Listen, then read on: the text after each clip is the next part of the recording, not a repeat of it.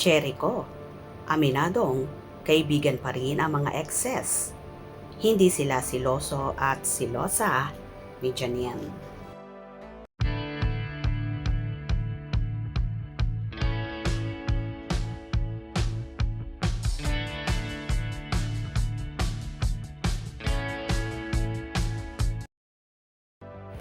Guess ng King of Talk na si Boy Abunda ang actor na si Jericho Rosales.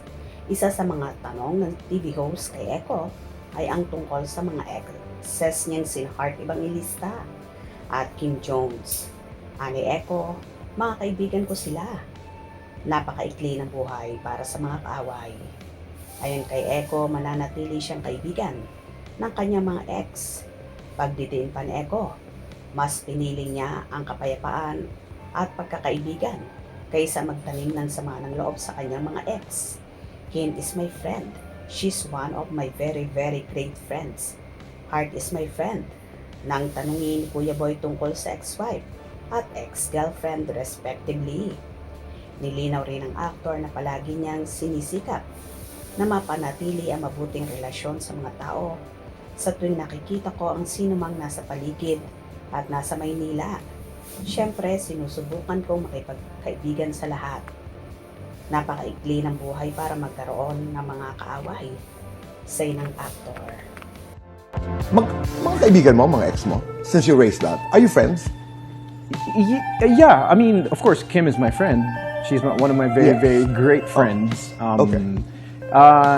Heart is my friend. I will not forget that.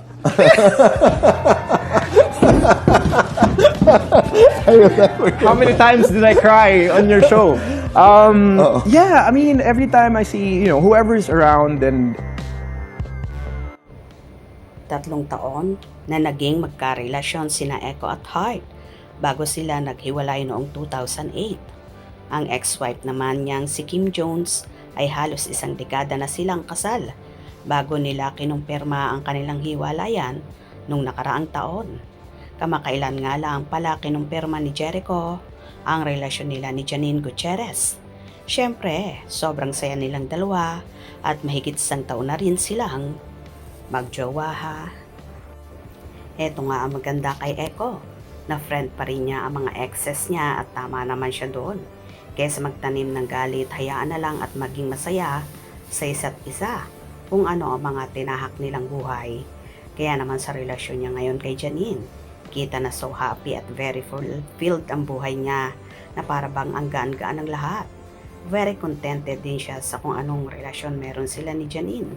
Ayon pa nga sa actor na siya ang mas clingy at nauunang magsabi ng I love you, na kalaunan ay binawi niya na ang nobya daw na si Janine ang palaging nauunang nagsasabi ng I love you.